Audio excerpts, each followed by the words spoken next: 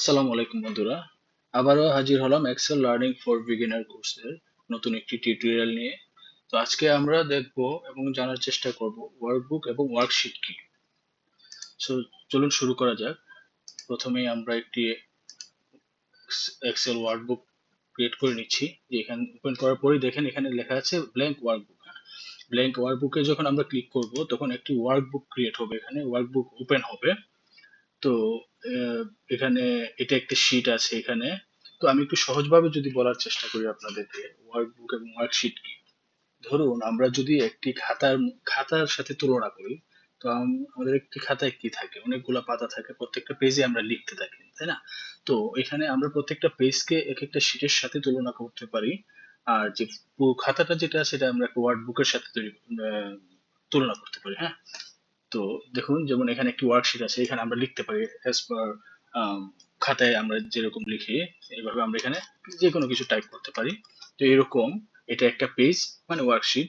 এরকম বিভিন্ন আরো আমরা ওয়ার্কশিট ক্রিয়েট করতে পারি। প্লাস সিম্বল, এখানে দেখেন প্লাস সিম্বল ক্রিয়েট করলে নিউ ওয়ার্কশিট কিন্তু এখানে ক্রিয়েট হয়ে যাচ্ছে। তো এখানে আমরা ওয়ার্কশিটের নামগুলো আমরা চেঞ্জ করতে পারি। এখানে ডাবল ক্লিক যদি করি আমরা এটা চেঞ্জ করতে পারবো আমাদের রিকোয়ারমেন্ট অনুযায়ী। ধরেন যে আমি এখানে 1 দিলাম, এখানে 2 দিলাম, ডাবল ক্লিক করলে কিন্তু এটা চলে চলে আসছে। আবার আপনি যদি এখানে রাইট ক্লিক করেন তাও কিন্তু এখানে রিনেম চলে আসবে। তো এখান থেকে আমরা রিনেম দিতে পারবো। রিনেম করে whatever we want we can do that. Okay, এখান থেকে আমরা ওয়ার্কশিট ডিলিট করতে পারবো। লেটস সে আমার এই শীটটা দরকার নেই, তাহলে আমি এটা ডিলিট করে দিলাম, হ্যাঁ, ডিলিট করে দিব। আবার কি থাকতে পারে যে আমরা এখান থেকে একটি ওয়ার্কশিট, আমাদের কপি লাগতে পারে।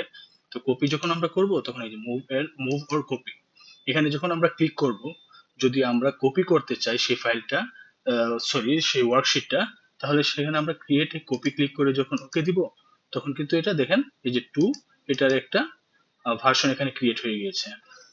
ওকে, তো এটাকে আমরা আবার রিনেম করতে পারবো, let's say to copy or whatever you want. Okay, তো এখান থেকে আমরা এটা ক্রিয়েট করতে পারবো।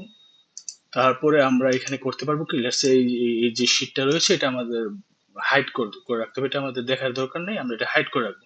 তো এখান থেকে এটা আমরা হাইড করতে পারছি। এই যে দেখেন এখানে হাইড আছে, রাইট রাইট বাটন ক্লিক করবো, হাইড ক্লিক করবো, এটা কিন্তু হাইড হয়ে যাচ্ছে। আবার আনহাইড করবো কিভাবে, যে কোনো একটি ওয়ার্কশিটের ট্যাবে আমরা রাইট বাটন ক্লিক করলে এখানে আনহাইড অপশন আছে, এখানে যতগুলো হাইড ওয়ার্কশিট থাকবে এখানে একটা লিস্ট দেখাবে। তো এখান থেকে আপনি এটা ক্লিক করে ওকে দিলে এটা কিন্তু আবার আনহাইড হয়ে যাচ্ছে। সো এইভাবেই আমরা ওয়ার্কশিট ক্রিয়েট করতে পারি, as well as workbook create করতে পারি। এবং এখান থেকে আমরা এটা সেভ করে রাখতে পারবো। সেভ যখন ক্লিক করব, সেভ ক্লিক করে আমরা কোথায় এটা রাখবো, ব্রাউজে গিয়ে আমরা এটা ডেস্কটপে রাখবো, আর যেখানে আপনার ইচ্ছে সেখানে রাখবো। রাখার পর এখানে একটা নাম দিব আমরা, let's say Excel tutorial for beginner. Okay, so save দিলাম, আমাদের ফাইলটা কিন্তু এখানে ক্রিয়েট হয়ে গেল এই নামে। এই যে এখানে এই নামে ক্রিয়েট হয়ে গেছে। তো আমরা যদি ডেস্কটপে যাই, যে এখানে কিন্তু আমাদের ফাইলটি অলরেডি চলে এসেছে। তো আশা করি ভিডিওটি আপনাদের কাজে আসবে, আর ওয়ার্কশিট এবং ওয়ার্কবুক কি আমরা বুঝতে পেরেছি। তো ধন্যবাদ সবাইকে, দেখা হবে পরবর্তী কোনো পর্বে। ধন্যবাদ।